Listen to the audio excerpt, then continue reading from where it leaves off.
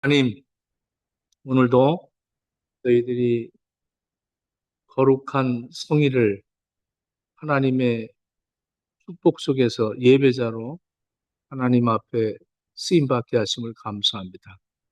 이 마지막 때 신령과 진정으로 예배하는 자를 찾으시는 하나님, 오늘 우리를 만나 주시고 우리에게 하나님의 사랑과 자비와 긍휼과 은혜를 공급해 주시옵소서. 이 땅을 살아가는 동안에 예수 그리스도를 전파할 수 있는 복된 남은 시간들이 되어지게 하옵소서. 오늘도 주시는 말씀을 하나님께서 음성으로 듣게 하시고 하나님의 음성으로 듣게 하시고 하나님의 말씀을 우리가 받아 30배, 60배, 100배의 결실을 맺게 하옵소서. 예수님 이름으로 기도합니다. 네, 이 요한계시록 마지막 부분 19장에서 할렐루야가 네 번에 걸쳐서 할렐루야, 할렐루야, 할렐루야 이렇게 거듭 예, 전파하고 있습니다. 이 성경 전체 맥락을 깊이 파고들게 되면 이 단어는 결코 우리가 기분이 좋을 때 가볍게 내뱉는 아주 단순한 감탄사가 아니라는 거예요. 우리는 이 할렐루야를 이렇게 함부로 사용할 때가 많습니다. 피 흘리는 영적 전투와 위대한 구원의 역사를 관통하는 굉장히 무겁고도 영광스러운 신앙 고백이 바로 이 할렐루야입니다. 이 할렐루야를 의미를 모르고 뜻을 모르고 우리는 할렐루야를 어떤 사람은 입에 붙어 있는 사람들이 있어요. 그래서 할렐루야, 할렐루야, 아멘, 할렐루야 막 이렇게 할 때가 많습니다. 이 할렐루야라는 것은 히브리어 단어가 두 개가 합쳐진 합성어입니다. 할렐루한데 이 할렐루는 칭찬하다, 자랑하다, 환호하다 그런 봉사 할렐입니다. 할렐. 이것은 복수로 명령어입니다. 그러니까 너희는 찬양하라. 아주 강력하게 할렐루 하면 너희는 이건 개인이 아니라 단체가 찬양을 하라 이런 얘기입니다. 이 야는 언약의 하나님 야훼의 축약형입니다. 그래서 결합하면 너희는 여호와를 찬양하라 이런 얘기죠. 중요한 것은 할렐루야가 안수가 아니라 복수라는 거예요. 너희들. 그래서 성경에서 할렐루야는 혼자 골방에서 부르는 노래가 아니라 하나님의 구원을 경험한 언약의 백성들이 모여졌을 때 함께 터뜨리는 거대한 합창입니다. 그래서 목사가 설교하다 할렐루야 이러는 것은 우리가 같이 이것을 동의하고 찬양합시다 이런 얘기입니다. 그래서 할렐루야 그러면 아멘하고 화답하는 이유가 이런 것이죠. 혼자서 뭐가 잘 됐을 때, 뭐 로또라도 맞아갖고 할렐루야 막 이러는 것이 아니라 그 참 안타까운 그런 사람들이 있더라고요. 어느 교회 좀 중직자인데 무슨 그런 그 게임장에 가서 뭐가 터졌는지 할렐루야 그래갖고 그 지배인이 저한테 그렇게 하더라고요. 그분도 신앙생활을 하는 분인데 목사님 정말 창피해 죽겠어요. 창피해 죽겠다. 그걸 할렐루야라고 그런대요. 얼마나 참 우리들 뭐 성공하고 불시하고 할렐루야 이래요. 그게 아니라 하나님을 여호와 야훼 언약의 하나님을 찬양하라는 건데 내가 잘 돼서 내가 흥겨워 갖고 그걸 할렐루야라고 착각을 하는 그런 경우들이 많이 있다는 거예요. 고난 속에서 건져내신 하나님을 그 구원의 하나님을 찬양하죠. 그래서 구약 성경에서는 이 할렐루야가 주로 시편에서 시작이 됩니다. 그래서 시편 후반부에서 시편 104편부터 150편에 집중적으로 이 구약 백성들이 할렐루야를 외쳤던 그런 핵심적인 배경이 기록되어 있습니다. 그 배경은 애굽에서 나와서 이제 그들이 구원받은 것을 감격하면서 하나님 앞에 찬양을 올린 거죠. 그 구원이 뭡니까? 바로 예수 그리스도의 모형 아닙니까? 열 재앙을 내려서 마지막 그 열 재앙이 어린 양을 문설주에 발라서 사망이 넘어갔던 그 어린 양의 보혈이 바로 마태복음 26장 30절에서 예수님이 이제 겟세마네 동산을 올라가면서 제자들과 최후 만찬을 하고 그리고 올라가서 올라가면서 여호와를 찬양을 했다는 거죠. 하나님을 이 마태복음 26장 30절에 이에 그들이 찬미하고 감난산으로 나아가니라 이렇게 얘기합니다. 예수님과 제자들이 부른 찬미가 바로 이 시편 113편, 118편, 이 할렐루야 시편을 찬미한 것이죠. 예수님은 십자가의 극심한 고통을 앞두고도 구원을 이루실 하나님을 향해서 할렐루야를 부르셨던 것입니다. 그리고 난 다음에 신약 성경에서는 이 할렐루야가 없습니다. 굉장히 흥미롭죠. 이 신약 성경의 전체를 통틀어서 마태복음에서부터 유다서까지 할렐루야라는 단어는 단 한 번도 등장되지 않습니다. 바울도 베드로도 요한도 많은 편지들을 썼지만 할렐루야는 침묵하고 있었습니다. 왜 그럴까요? 바로 초림 예수님 때부터 다시 오실 예수님 그때의 사이를 살고 있는 이 교회 시대는 여전히 치열한 영적 전투를 벌이고 있기 때문에 그렇습니다. 이 시기는 저나 여러분들이나 모두가 영적 전쟁을 하고 있는 교회의 진행형입니다. 여전히 우리는 죄와 싸워야 하고 여전히 우리는 질병과 싸워야 되고 죽음이 있는 세상에서 세상의 좋은 것들이 우리를 유혹하고 또 세상의 권세가 우리를 핍박하고 여러 과정들 속에 있기 때문에 최종적인 구원의 이 할렐루야는 신약 성경의 맨 마지막 부분에 와서 이렇게 할렐루야를 네 번이나 폭발적으로 외치고 있는 것입니다. 구원의 완성, 영원한 승리의 선포를 하는 거죠. 아주 긴 침묵을 깨뜨리고 성경이 가장 마지막 결론부에서 이 요한계시록 19장 1절, 2절, 4절, 6절에 네 번씩이나 장엄하게 할렐루야를 외칩니다. 우주적인 이 폭발이죠. 성령님께서 할렐루야라는 찬양을 이 신약 성경 맨 마지막 부분까지 아껴두신 이유가 분명히 있습니다. 예수 그리스도의 십자가와 부활로 시작된 구원의 사역이 완전히 성취되고 모든 악이 멸망해서 이제 새 하늘과 새 땅이 열리는 그날에 터져나올 최후 그리고 영원한 승리의 대합창이 바로 이 할렐루야입니다.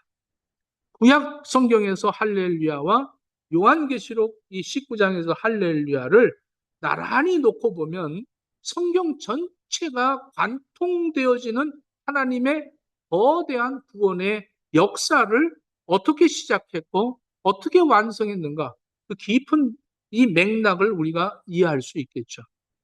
구약은 이 구약의 사건들은 전부 이 모형이죠. 그림자죠. 그리고 이 신약의 사건은 실체입니다. 완성입니다. 그러니까 구약의 할렐루야는 모형이었지만 이 요한계시록의 할렐루야는 실체적인 완성이 되었다는 거예요.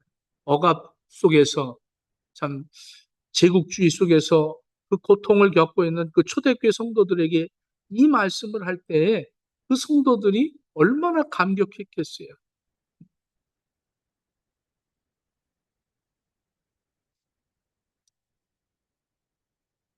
참 핍박을 하고 있는 거대한 바벨론, 로마 제국이 모든 악의 세력을 동원해서 그 초대교회 성도들을 얼마나 많이 핍박을 합니까? 억울하게 얼마나 많은 성도들이 죽임을 당합니까? 그 죽임을 당한 그 피가 하나님 앞에 신원하고 세상을 타락시킨 그 악의 근원을 철저하게 하나님이 심판을 하십니다. 그 구원의 근거를 오늘 어린 양의 희생으로 구원받았음을 명확하게 설명하는 거죠. 그래서 구약의 할렐루야는 6월절의 어린 양을 얘기하는 거죠. 6월절의 어린 양. 그래서 유대인들은 매해 6월절에 이 식사를 나누면서 구원의 그 기억을 하며 모여서 할렐루야를 오늘날도 부르고 있습니다. 요한계시록 19장에서 하늘에 우리가 찬양하는 그 대상은 만왕의 왕, 그리고 동시에 그 만왕의 왕 예수 그리스도시지만 십자가에서 온 인류의 죄를 위해서 피 흘리신 어린 양이라고 소개하고 있습니다. 구약의 6월절의 어린 양이 단지 모형이었다면 오늘 이 계시록에서 실제이신 예수님의 보혈로 인해서 죄와 사망으로부터 완벽하게 구원이 성취되었다는 것을 찬양하고 있는 것입니다. 구약에서 이 할렐루야가 그 시내 산에서 언약을 그 출애굽을 하고 이스라엘 백성들이 광야를 지나서 시내 산에 도착했을 때 하나님과 언약을 맺습니다. 그래서 10계명을 그들에게 주시오. 이것을 구약 선지자들은 종종 이 사건을 하나님과 이스라엘 백성들의 거론으로 묘사를 합니다. 그래서 에스겔서 16장 같은 데 보면 이 이스라엘 하나님의 신부로 이렇게 부름을 받은 이들이 하나님을 외면하고 세상의 권세와 세상의 부귀영화를 욕심을 내어서 음행을 저질렀다. 그래서 이것을 우상 숭배한 것을 간음한 사람이다. 이렇게 얘기를 하죠. 요한계시록에서도 오늘 19장에서 어린 양의 혼인잔치를 설명하고 있습니다. 여기서 어린 양의 혼인잔치라는 것은 구약에서 이렇게 하나님과 이스라엘 백성들이 언약을 체결했어요. 약속을 했단 말이죠. 오늘 결혼하기 전에 혼약을 하죠. 약혼을 하죠. 이 약혼을 한 이스라엘 백성들이 약혼을 파기하고 다른 남자들을 어울렸다는 거예요. 이것을 지금 이 19장에 와서 이렇게 얘기합니다. 어린 양의 혼인잔치다. 그러니까 구약에서 실패했던 불완전했던 언약이 이제는 흠없고 순결하고 빛나는 그러한 세마포를 입혀주셨다는 거죠.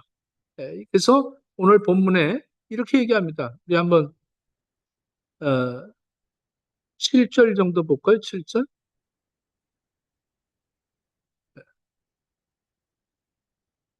우리가 즐거워하고 크게 기뻐하며 그에게 영광을 돌리세 어린 양의 혼인 기약이 이르렀고 그의 아내가 자신을 준비하였으므로 그에게 빛나고 깨끗한 세마포 옷을 입도록 허락하셨으니 예수 그리스도의 보혈의 능력으로 의롭다함을 입은 사람들이라는 거예요. 이것은 바로 세마포 옷은 성도들의 옳은 행실이로다 하더라 이렇게 얘기합니다. 무슨 말입니까? 교회는 예수 그리스도를 신랑으로 모시고 신부된 교회는 그 의를 옷 입고 살면서 우리가 신부로서 삶을 이렇게 올바르게 살아야 된다. 이것을 얘기하는 것입니다. 에베소서 5장 26절로 27절에도 보면 이는 곧 물로 씻어 말씀으로 깨끗하게 하사 거룩하게 하시고 자기 앞에 영광스러운 교회로 세우사 이나 주름 잡힌 것이나 이런 것들이 없이 거룩하게 흠없게 하려 하심이라 이렇게 얘기합니다. 구약의 이스라엘 백성들은 홍해를 건너와서 불렀던 그 할렐루야. 훗날 요한계시록에서 모든 그 시대의 성도들이 구원의 완성을 받고 그 구원을 경험하고 주 하나님 앞에 할렐루야를 부르는 이 부름의 리허설이었죠. 그래서 그 홍해 바다를 건너오고는 거기서 할렐루야, 이 할렐루야를 불렀던 것이 이 리허설이 오늘 온 할렐루야로 왔다는 것이죠. 그래서 어린 양의 혼인잔치가 성도들에게 구체적으로 어떤 영광스러운 의미를 가지고 있는가를 우리는 알아야 됩니다. 이 비유를 우리가 이해하려면 이 유대인들의 결혼 풍습을 보면 알게 됩니다. 이 유대인들의 결혼 풍습은 이 구원의 단계와 흡사합니다. 당시 유대인들은 결혼을 크게 세 단계로 이루었었습니다. 그리스도와 교회의 관계를 보여주는 아주 참 완벽한 청사진이기도 합니다. 첫째가 정혼합니다. 이 정혼을 하죠. 가서 저 여자가 내 아내로 삼고 싶습니다 하면 신랑의 아버지가 직접 신부에게 가서 답을 지불합니다. 그러니까 돈을 내고 그 너의 딸을 우리 며느리로 삼겠다. 이렇게 해서 언약을 얘기합니다. 언약을 맺는데 지불을 했다는 거예요. 이때부터 두 사람은 법적으로 부부로 인정됩니다. 그러나 아직 함께 살지는 않습니다. 다시 얘기해서 예수님께서 십자가에 우리를 신부로 삼기 위해서 피를 흘리고 값주어서 우리를 사셨다는 거예요. 그리고 이제 이 신랑은 이 자기 신부와 살 집을 처소를 마련할 때까지 대략 한 1년 정도를 걸린다고 합니다. 그러면 신랑은 아버지 집으로 돌아가서 신부와 함께 살 처소를 준비합니다. 그러면 신부는 신랑이 언제 올지 모르기 때문에 순교를 지키면서 신부 단장을 하고 기다리는 거죠. 한 1년을 기다린다는 얘기죠. 예수님께서도 승천하시고 내가 아버지 집에 가서 너희의 거할 처소를 예비하고 내가 다시 돌아오겠다. 이렇게 말씀을 했습니다. 예수님께서 승천하셔서 우리에게 거처를 예비하시는 그 지금 시대가 바로 우리가 살고 있는 이 교회 시대입니다. 성도들은 세상에서 그래서 이 바벨론 같은 세상에서 유혹을 받고 살아가죠. 그러나 우리는 영적인 순교를 지키면서 신랑 되신 예수님이 오시기를 기다리는 거죠. 이것이 바로 이 신부가 단장하고 신랑을 기다리는 과정입니다. 그리고 마지막 이제 세 번째로 혼인 잔치를 합니다. 이제 처소가 다 준비되면 신랑이 나팔 소리를 불면서 신부 집을 찾아옵니다. 그러면 신부를 데리러 오는 거죠. 신부를 데리러 왔을 때 일주일 동안을 아주 성대한 혼인잔치가 열리게 됩니다. 예수님께서 다시 오셔서 이제 고난받았던 성도들을 품에 안으시고 모든 슬픔과 눈물을 씻겨주시고 영원하고 안전한 연합을 이루어 우주적인 그 축제를 벌이겠다는 말씀이죠. 왜 위대한 왕이라고 하지 않고 어린 양이라고, 어린 양 혼인잔치라고 오늘 성경에서 말할까요? 심판주로 등장하시지만 이 세상 바벨론은 심판의 만왕의 왕 예수 그리스도로 표현이 되어지지만 하나님이 언약하고 약속을 하고 택한 신부들은 신랑을 기다리기 때문에 우리를 위하여 십자가에 죽으신 예수 그리스도를 어린 양이라고 표현하는 겁니다. 할렐루야. 그래서 잔치의 주인공을 부를 때 우리는 만왕의 왕이시오가 아니라 어린 양이라고 호칭하는 겁니다. 여기에 깊은 사랑의 고백이 담겨져 있는 거죠. 네. 참 우리는 잔치라는 거예요. 저들은 심판이지만 십자가의 피를 흘리신 어린 양 예수님 때문에 우리는 축하의 자리에 오는 것이죠. 그래서 9절 한번 봅시다. 9절 천사가 내게 말하기를 기록하라. 어린 양의 혼인잔치에 정함을 받은 자들은 복이 있도다 하고 또 내게 말하되 이것은 하나님의 참되신 말씀이라 하기로. 이것이 참된 말씀이라는 거예요. 참된 말씀. 응? 그 참된 말씀이 육신을 입고 오신 그 예수 그리스도를 어린 양이라고 표현하고, 어린 양이 우리의 신랑이시고 세상의 심판주는 만왕의 왕, 동일한 시간에 동일한 그분을 호칭하는 것이 엄연히 다르다는 거예요. 여러분들, 우리는 이 어린 양의 혼인잔치가 준비될 때 할렐루야를 부르는 거예요. 무슨 얘기인지 알겠어요? 이제 혼자서 뭐 좀 잘 되면 할렐루야 이러지 마시고, 난 구원받았어요. 하나님이 나를 택하셔서, 약속하셔서 나의 모든 죄값을 다 지불하셨어요. 나는 이제 세상에서 택함을 받은 사람이에요. 나는 신랑이 있어요. 근데 이 신랑이 있는 신부가 세상의 것을 유혹에 빠지면 안 되기 때문에 어린 양의 그 피로 우리를 의로운 의복을 입혀줬어요. 그 세마포라는 거죠. 이걸 더럽히지만, 흰 옷을 입었기 때문에 더럽히지 말라는 거예요. 혹시 우리는 흰 옷을 입고 살아가면서 뭐 욕심도 있고 감정도 있고 인간간의 대립도 있고 뭐 좀 슬픈 일도 있고 고통스러운 일도 있고 감당할 수 없는 일들을 수없이 수만 번 우리는 경험하면서 살아가면서 내 흰옷을 지키려고 무던히 애를 쓰지만 거기에 흠이 묻힐 수 있겠지요. 그러나 우리는 그 묻혔을 때 우리는 예수 그리스도의 보혈의 능력을 또다시 얻기 위해서 기도하게 되죠. 그래서 그것을 회개하라는 거예요. 회개하라. 씻거라. 회개하라. 천국이 가까웠다. 이렇게 얘기하는 거예요. 예수님 오실 날이 가까운 이 시점에서 우리에게 감격스러운 거 아니겠어요? 이 옷을 더럽혔다니 그리고 빨면서 지키는 거 아니겠어요? 신랑을 지키는 거예요. 어린 양의 혼인잔치는 이 신앙의 가장 아름다운 결론을 보여주는 겁니다. 완전한 친밀함, 하나님과 우리 사이가 가로막혔던 모든 죄와 거리가 완전히 사라지고 남편과 아내같이 친밀하고 영원한 사랑의 관계로 완성을 시킨다는 거예요.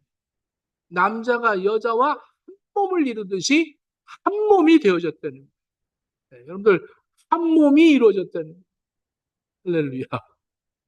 아멘을 안 해? 할렐루야. 네? 이제는 하나가 되었다는 거예요. 일치됐다는 거예요.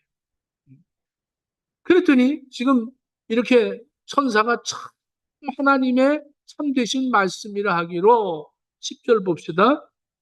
10절에 내가 그 발 앞에 엎드려 경배하려 하니, 이제 그 천사 앞에 이 사도 요한이 엎드려졌어요. 그리고 경배하려고 하니까 이렇게 얘기합니다. 그가 나에게 말하기를 나는 너와 및 예수의 증언을 받은 내 형제들과 같이 된 종이다. 나는 예수를 증언하는 그런 종이다.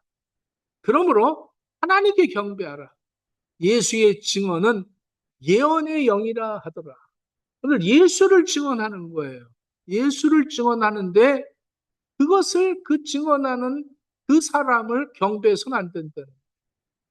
대부분 지금 이 시대 속에서 우리는 하나님의 말씀보다도 말씀을 전하는 사람 때문에 실망하고, 말씀을 전하는 사람을 높이고 그걸 인기를 끌게 하고 그 사람에게 은혜를 받고 그 사람이면 최고고 이렇게 되어지는 가운데에 자기를 영적으로도 가늠하는 이런 일들이 일비지하게 많고 있는 이 시대 속에서 우리 한국의 식구들이요, 우리는 정말로 신랑이신 어린 양 예수 그리스도를 기다리면서 하루하루 복되게 살기를 축원합니다. 그래서 우리는 할렐루야를 자신 있게 할 수 있는 거예요. 주님 오실 날 가까웠습니다. 주님 오실 날 너무너무 가까웠어요.